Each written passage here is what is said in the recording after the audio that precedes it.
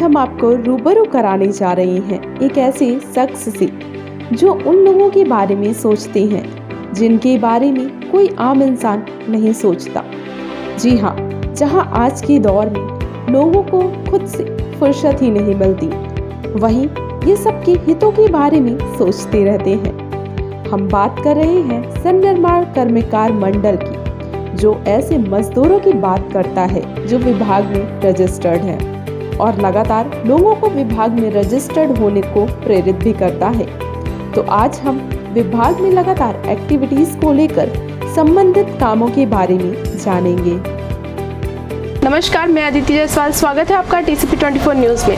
आज हमारे साथ मौजूद है सन्निर्माण मंडल के अध्यक्ष व कैबिनेट मंत्री का दर्जा प्राप्त सन्नी अग्रवाल जी। सर, आपका बहुत बहुत स्वागत है हमारे चैनल में। आज हम सन्नी अग्रवाल जी से जानेंगे कि सन्निर्माण मंडल के अध्यक्ष बनने के बाद से विभाग में क्या क्या कार्य किए जा रहे हैं। जब से उन्होंने कार्यभार संभाला है तो विभाग में रजिस्टर्ड मजदूरों को क्या लाभ मिल रहा है।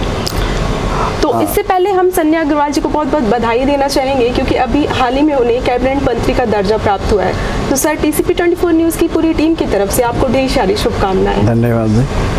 तो सर, सबसे पहले हम जानना चाहेंगे सन्निर्माण मंडल के अध्यक्ष बनने के बाद से विभाग में रजिस्टर्ड छात्र छात्राओं की छात्रवृत्ति में क्या बड़े बदलाव किए गए हैं। जैसा कि आपके चैनल के माध्यम से मैं आपको बताना चाहूँगा, सबसे पहले मैं छत्तीसगढ़ के यशस्वी मुख्यमंत्री माननीय श्री भूपेश बघेल जी का हृदय से धन्यवाद देना चाहता हूँ, जो एक कार्यकर्ता, एक ट्रेड यूनियन, बेसिकली मैं एक ट्रेड यूनियन लीडर हूँ और मज़दूरों के साथ लगातार 15-16 सालों से मैं उनके साथ कार्य कर रहा हूँ। मुझ जैसे एक ट्रेड यूनियन लीडर को लास्ट में खड़े होने वाले एक कार्यकर्ता को एक बतौर भवन एवं सन्निर्माण कर्मकार कल्याण मंडल का जो जवाबदारी दिए हैं, उसके लिए मैं माननीय मुख्यमंत्री जी का हृदय से धन्यवाद देना चाहता हूँ। जैसा कि आपने पूछा कि क्या बड़े बदलाव मेरे बोर्ड में आने के बाद से हुए हैं, तो मैं आपको बताना चाहता हूँ कि जब से माननीय मुख्यमंत्री जी ने मुझे इस पद पर बैठाया है और उन्होंने साफ साफ कहा कि योजनाएं वो लेके आनी है, ऐसी योजनाएं लानी है विभाग में, जब श्रमिक अपने घर से जब निकले तो वो पलट के अपने घर के बच्चे, अपनी घर के महिलाएं और बुजुर्ग, इन सबको चिंता ना हो, उनको जब वो काम की ओर जाए तो घर की चिंता ना हो। तो हम लोगों ने माननीय मुख्यमंत्री जी के निर्देश में जन्म से लेकर मृत्यु तक की योजनाएं जो है संचालित होती है इस डिपार्टमेंट में, और 9 स्कीम मेरे आने के बाद 9 योजनाएं जो है मैंने लाई है माननीय मुख्यमंत्री जी के निर्देश में।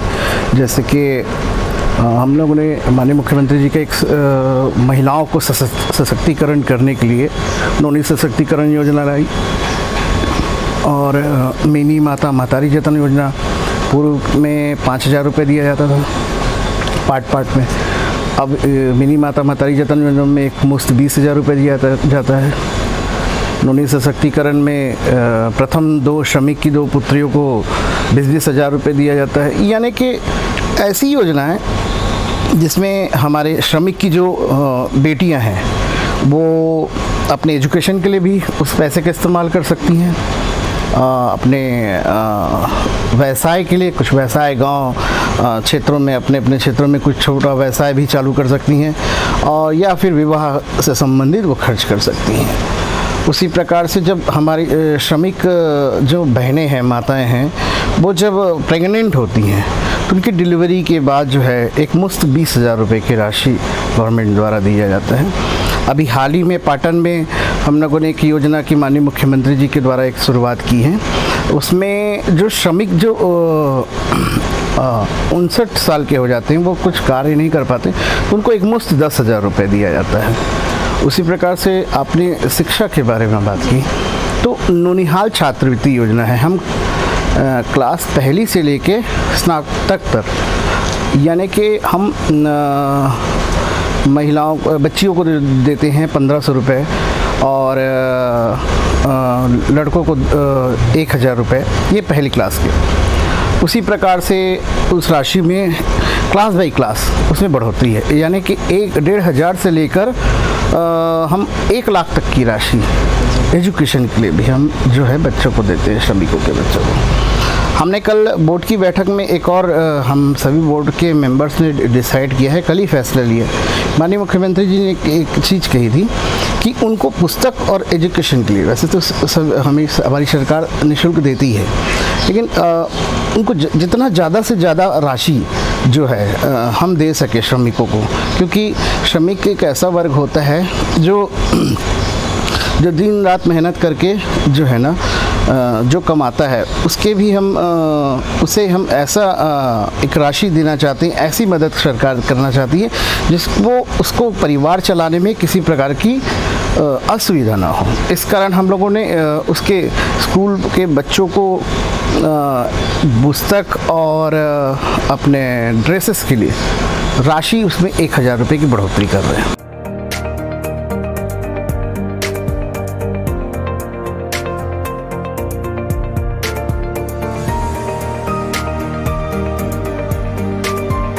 मैं आपसे जानना चाहूँगी कि जब से आपने कारोबार संभाला है तो घरेलू महिलाओं के लिए क्या योजनाएं विभाग द्वारा निकाली गई हैं? देखिए, घरेलू महिलाएं अभी आर्थिक सहायता पहुँचाने हमारे यहाँ सिलाई मशीन की और ब्यूटी पार्लर का भी कोर्स किया जाता है, यानी कि ऐसे प्रशिक्षण भी दिए जाते हैं कौशल विकास योजना के माध्यम से, है ना, कि ऐसे भी प्रशिक्षण 60 प्रकार के प्रवर्ग हैं हमारे यहाँ, जैसे कि छप्पर ढाने वाला, रोड बनाने वाला, नाली बनाने वाला, ओवरब्रिज बनाने वाला, लोहे का काम करने वाला, कांच का काम करने वाला, मिस्त्री, कारपेंटर और इलेक्ट्रिशियन और जो गाड़ी बनाते हैं, उस तरीके से 60 प्रकार के प्रवर्ग है।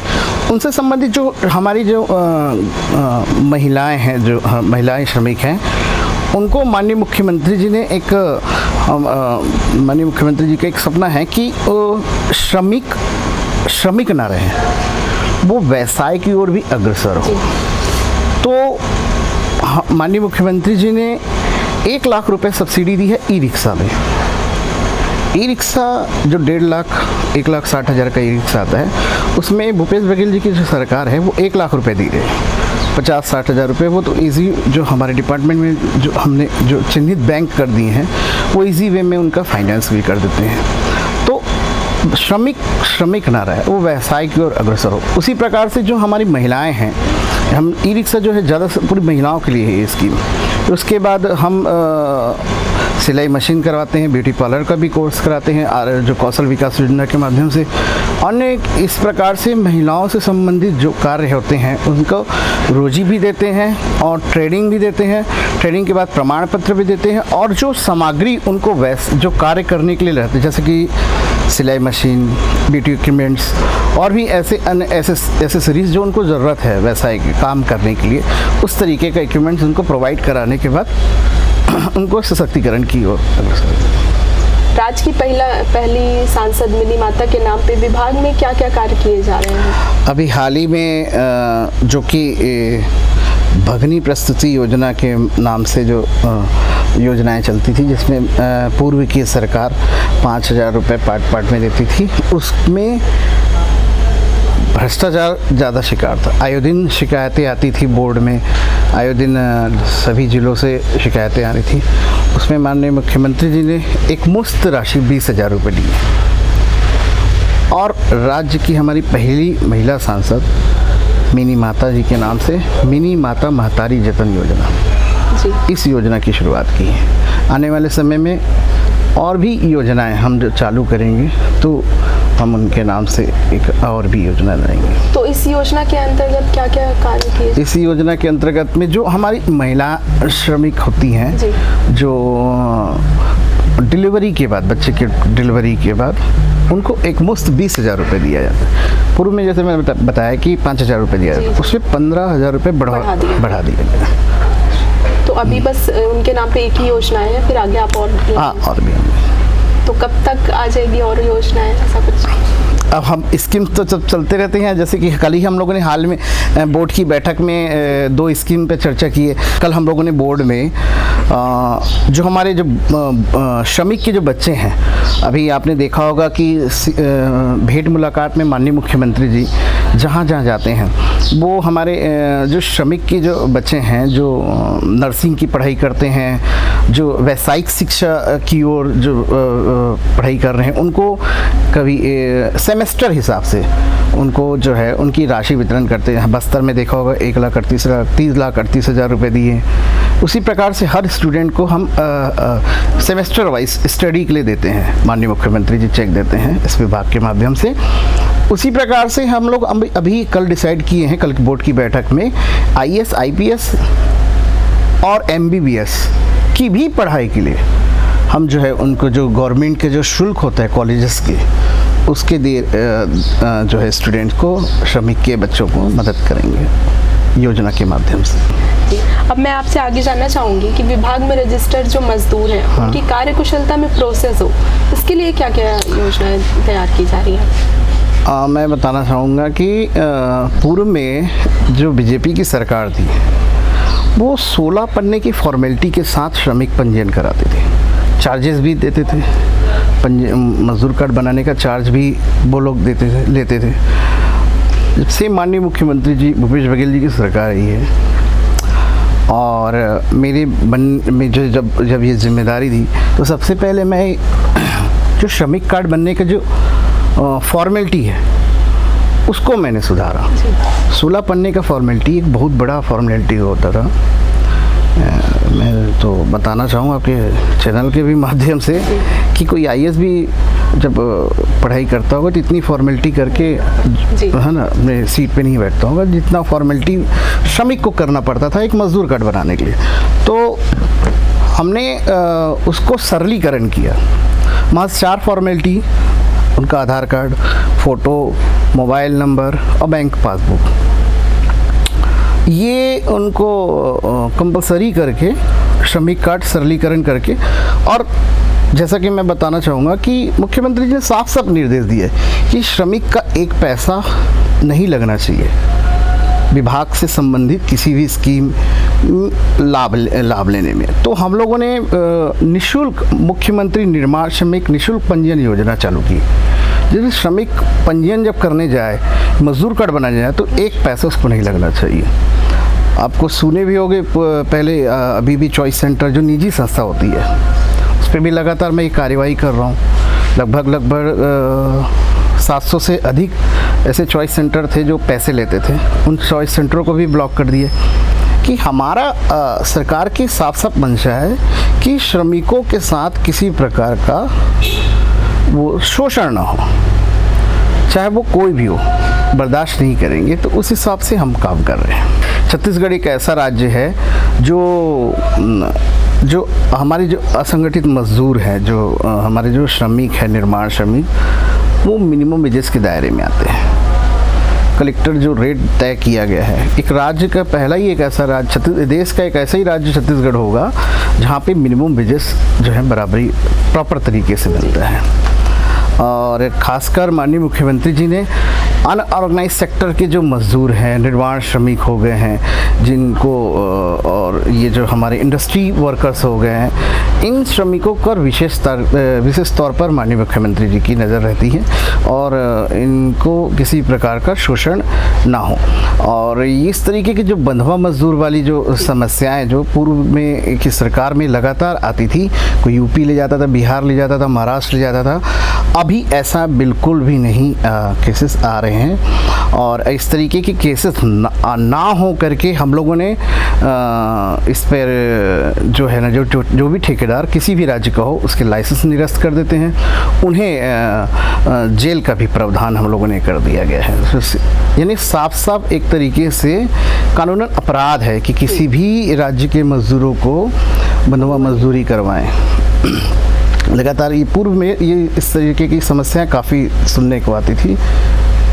लेकिन हमारी अभी की सरकार जब में से आपने बिल्कुल ऐसा कारोबार संभाला है तब से ये नहीं आ रहा है और हम नहीं। आगे भी उम्मीद करेंगे। विगत 3-3.5 वर्षों से ऐसी कोई शिकायतें नहीं जी, है। हम आगे भी उम्मीद करेंगे कि जब जी, तक है बिल्कुल, तो जी, ये जी। ना सुनने में आए। नहीं, माननीय मुख्यमंत्री जी का सपना ही है जी कि श्रमिक और किसान, आपने भी देखा होगा, किसान और श्रमिक वो एजेंडा है, प्रथम एजेंडा है माननीय मुख्यमंत्री जी का, क्योंकि ये एक ऐसा वर्ग होता है जिनको ज़्यादा से ज़्यादा बेनिफिट्स की ज़रूरत है। और आज हमारी सरकार जो है इनको ज़्यादा से ज़्यादा बेनिफिट दे रही है, क्योंकि अगर ज़मीन अगर मजबूत होगा तब हम उनमें हज़ारों तल्ले का मकान चढ़ा पाएंगे। उसी प्रकार से माननीय मुख्यमंत्री जी ने ग्राउंड लेवल को स्ट्रॉन्ग कर दिया।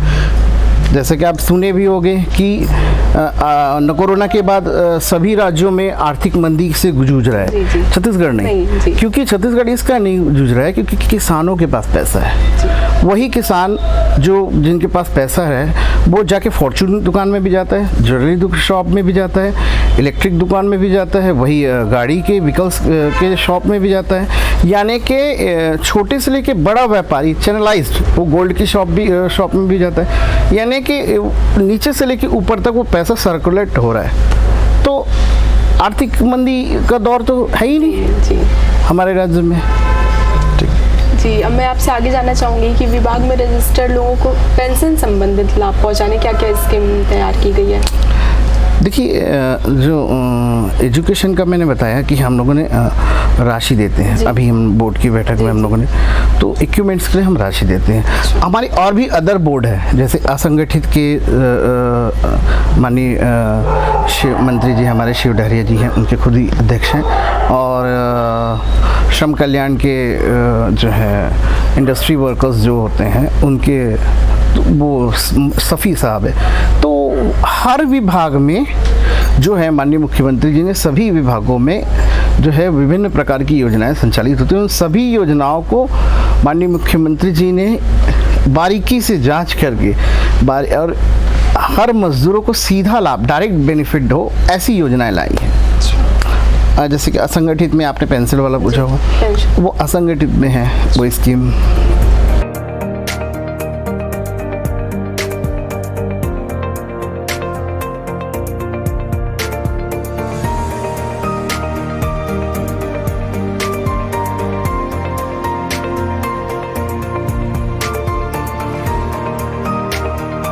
ये पूछना चाहूँगी कि विभाग में कौन सी स्कीम आपको सबसे खास लगती है?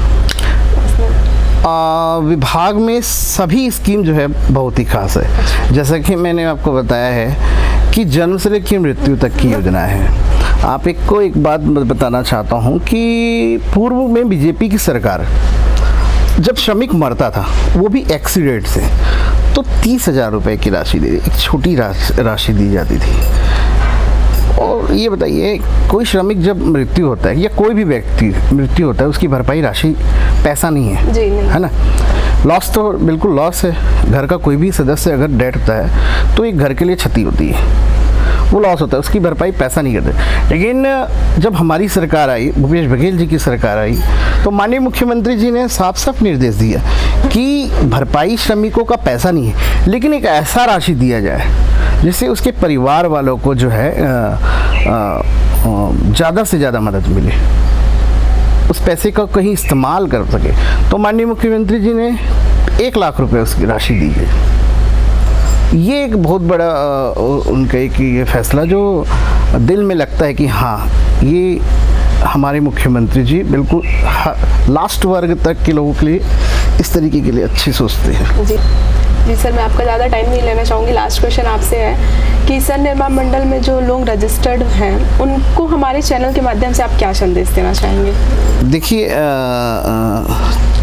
छत्तीसगढ़ भवन या निर्माण कर्मकार कल्याण मंडल में 20 लाख से अधिक श्रमिक हमारे पंजीकृत हैं। जी। मैं आपके चैनल के माध्यम से उनको एक ही निवेदन करूंगा कि ये मजदूर कार्ड एक चाबी है।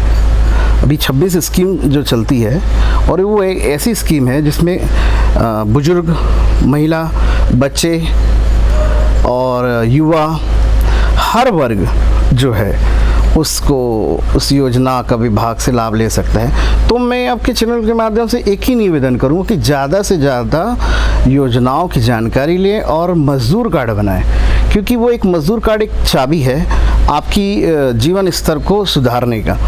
तो माननीय मुख्यमंत्री जी ने जिस तरीके से विभाग में योजनाएं संचालित की है, उन योजनाओं का सीधा लाभ आप मज़दूर कार्ड के माध्यम से ले सकते हैं। तो मैं निवेदन करूंगा, जालसाजों से जो पैसे लेते हैं मज़दूर कार्ड बनाने के नाम से, उनमें सभी श्रम विभाग, जिला श्रम विभाग में, और मेरा टोल फ्री नंबर भी सभी जगह लगा हुआ है। तो आप जिला श्रम कार्यालय से ही मज़दूर कार्ड बनाएं। और जो प्राइवेट सेक्टर है, चॉइस सेंटर, उसमें गवर्नमेंट ने 50 रुपये का रेट फिक्स किया है, क्योंकि वो निजी संस्था है। लेकिन निवेदन यही है कि सरकार जब मज़दूर कार्ड निःशुल्क बना रही है, तो आप मज़दूर कार्ड जिला कार्यालय से बनाएं। और सभी जगह मेरे नंबर मैंने तो डिस्प्ले भी करवा दिया है सभी जिला लेबर ऑफिसरों में, कि आप टोल फ्री के साथ साथ एज ए चेयरमैन का भी नंबर आप नोट कर सकते हैं कोई भी समस्या आए तो धन्यवाद। मैं इतना ही निवेदन करूंगा कि आप मज़दूर कार्ड ज़्यादा से ज़्यादा बनाएं।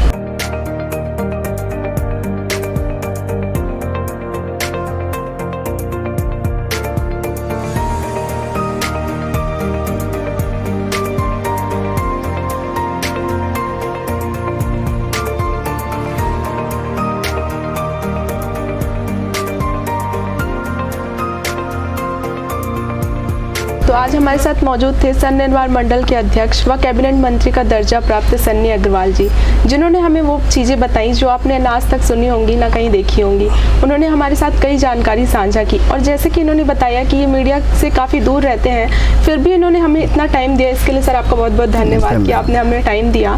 तो और भी ऐसे ताज़ा और लेटेस्ट खबरों के लिए बने रहें TCP 24 न्यूज़ के साथ।